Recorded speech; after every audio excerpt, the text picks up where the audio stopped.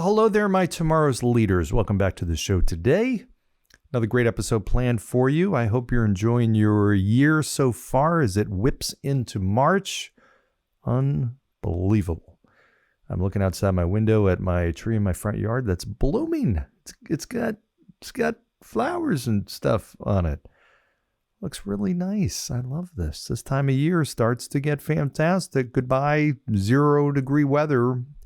And yes, I'm in North Carolina. We didn't really have that here, but I traveled a ton and experienced the 0-degree weather effect, where your entire body is frozen and pins sticking into your face and just it's painful.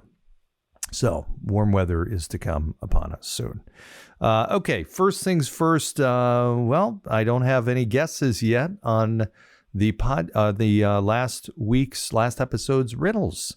You know why? Because I just recorded the episode about an hour ago. So that's why you haven't even gotten a chance by the time I'm recording this to let me know. Hence, I do not have any guesses for you. So keep guessing. But I will tell you today's riddle. So today's riddle, I'm going to mix it up a little bit again here. Now, the answer to a couple of riddles ago was a chain. If you remember, that was... I am strong as steel, yet have holes, and the answer was a chain. So in the spirit of a chain, here's a chain riddle for you. A horse attached to a 24-foot chain wants an apple that is 26 feet away. He reaches the apple and munches on it, no problem. How is that possible? A horse attached to a 24-foot chain wants an apple that is 26 feet away. He reaches the apple and munches on it. No problem. How is that possible? Okay. Send your guesses to me. You know how to do that. And I will announce your name and your address and phone number and social security number and bank account number on this podcast. This podcast broadcasts out to 91 different countries. And I will do my best to make you famous. Okay, so let's get into today's topic. Last time I had shared with you the 3-2-1 rule, which is an easy way, simplified way to make your day more productive and be more intentional and deliberate with how you spend your day. I want you to come out. I want this year to be your best year you've ever had, ever. And this is one great way to do it. Take control over your day. Be super, super intentional. And come out of it with the plan that you have, not somebody else has for your day. So 3-2-1, real simple. The 3 critical things I want to get done today. It doesn't matter if these don't have to be big things, but they're important to you. They could take 2 or 3 minutes, even one of them. And it's quick, but it won't happen unless you make it a priority. So the 3-2-1 rule is, what are those 3 things that are most important? Let's get 2 of them done before noon. And then the other one done afternoon. Your day will be fantastic. You'll feel great. Your afternoon will feel great because you've already got 2 of those things done. So here's the second part to this. This is the critical thing, is in order to be able to say yes to the right things, you have to say no to the wrong things. You have to. You have to. And unfortunately, most people are not good at saying no. They're just not.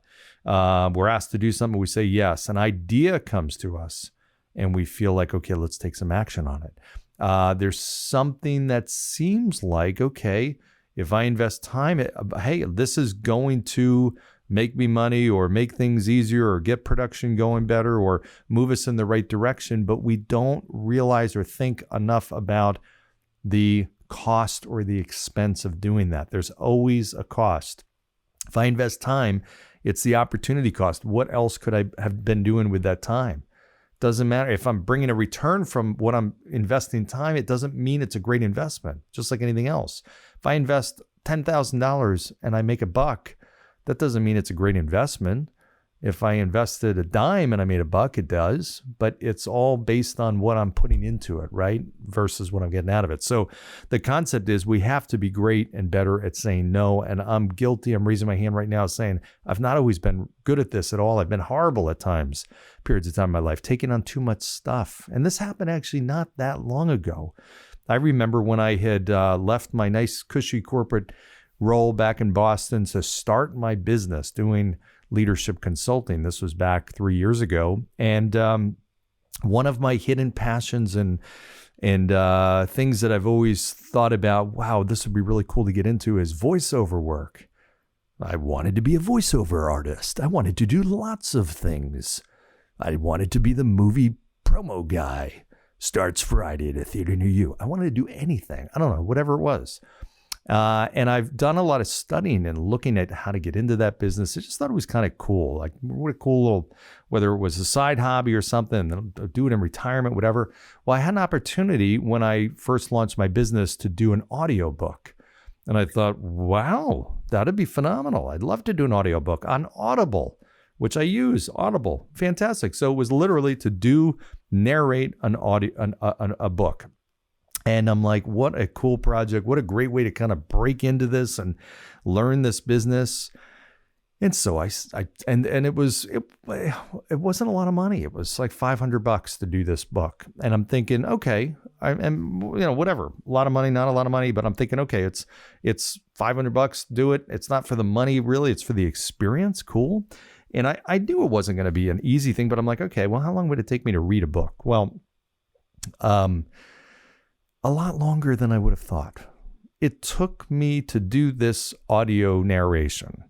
It actually took me, I can't even tell you how many hours it took me. And once I started, I couldn't stop because I had a commitment. I made a commitment. Like, you submit your voice and then they select you and you agree to terms and this and that. And you got to deliver this final product. So I had no idea what I was doing. I literally had no idea what I was doing. I was learning the software system, Adobe,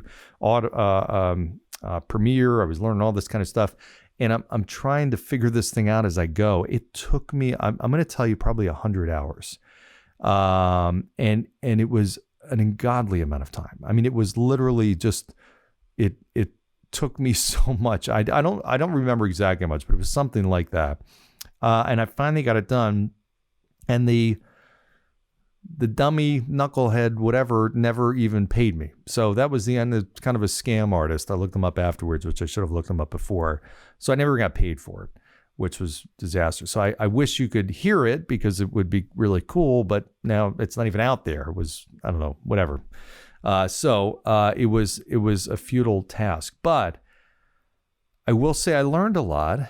But it took a lot of time, and it took time away from other stuff I could have been doing. Now, I was working like crazy trying to build my business, and this was one of the things that I thought would be kind of a cool little side thing, and it just swallowed up so much time. It slowed me down. At a time, I didn't want to be slowed down at all. The bottom line is sometimes we take on these projects, we take on stuff. Sometimes we just think it's going to be less time, and it ends up being more, whatever it is. But here's something I learned. Great book. I've talked a lot about essentialism. Greg McKean. Great book if you haven't gotten a chance to read it. And one of the things that he talks about in that book is the concept of if it's not a hell yes, like if your answer to doing it is not hell yes, don't do it.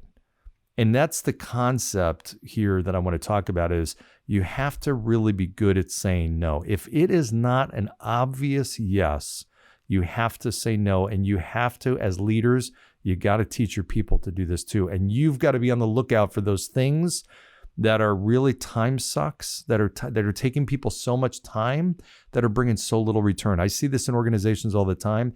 Talented people are wasted because they are asked or told to do something that is taking a lot more time than the leader even realizes and bringing very, very little return. Very little return. I cannot tell you how much I see this. So as leaders, you have to be inspecting that, and you've got to ask people. Sometimes they won't even want to tell you how much time it's taking them because it feels like it's a reflection on them and they're not, adept enough to get it done faster. But bottom line is you have to ask people, hey, realistically, how much time is this taking us or you? What's the commitment? Because you're investing money, time, resources, but it's taken away from other things that you can be doing. So whether it's you or your people, it's not enough to get it off your plate and put it on somebody else's plate. This is a person that's in your organization. So what else could they be doing? One thing is to get it off your plate, yes, but if it's not a hell yes, don't do it. Okay, absolutely. I think about meetings. A lot of us are a lot of leaders invited to tons of different meetings, and sometimes people just want your opinion on something. But I think, the average meeting, it seems like the typical kind of default meeting is an hour. Why is it an hour? Like, there's nothing that you can't get done in 45 minutes that you would have gotten done in an hour. There's nothing you can't do in an hour that you can't do in 45 minutes. Why are meetings a half an hour? Why are they not 15 minutes? If a half an hour meeting is enough, why not do a 15-minute meeting? Why put a half an hour meeting on the books? Just think about the time that you're putting in. And most of the time, when you have a meeting and you're calling a meeting with a bunch of people, if it's more than 3 people, you got to really ask yourself, why do I have that many people in a meeting? I mean, truly, am I really reliant on everybody in there? Is it critical that everybody's in that meeting? Now, sometimes you got to have a sales meeting, you got to have a business unit meeting, you've got to have a leadership meeting, a team meeting, a whole organization meeting. You've got everybody in there. You're delivering information, critical news, whatever, of course. You've got your normal stuff like that, but there's a lot of times where I just see people setting meetings with just too many people involved, and you don't have to say yes. So if you're asked or invited to do something, it's your responsibility. And if you've got a boss, you got to tell your boss, hey, I can do this, but here's what you have to understand. If I say yes to this, here's what I've got to say no to, or here's what will be compromised. So you just have to understand that it's your responsibility to lead up to your boss in that situation. Okay, I would want that, right? If I'm leading people, I'd want that person to tell me, hey, because otherwise I just think that they've got the capacity to do something. And again, if it's taking longer than it should, you've got to let them know that too. You've got to let them know. Bottom line is, though, this is about you and your ability to say no to the wrong things, to say yes to the right things. Okay, this episode goes hand in hand with last episode that you just listened to. In order to make room for those 3 critical things, you have to say no to the wrong things. You've got to figure out how to time block them and do them in less time, whatever the case is. That's really critical. So again, in Greg McKean's words, if it is not a hell yes, it is a no. All right. So words for wisdom today, sharing a little bit to get the wheels turning. I hope that helps. Again, reach out to me if I can help in any way. Please let me know. As always, like, share, subscribe, all that kind of good stuff. Go down below, give 5-star review. I appreciate you. I love you. I will see you next time. Bye.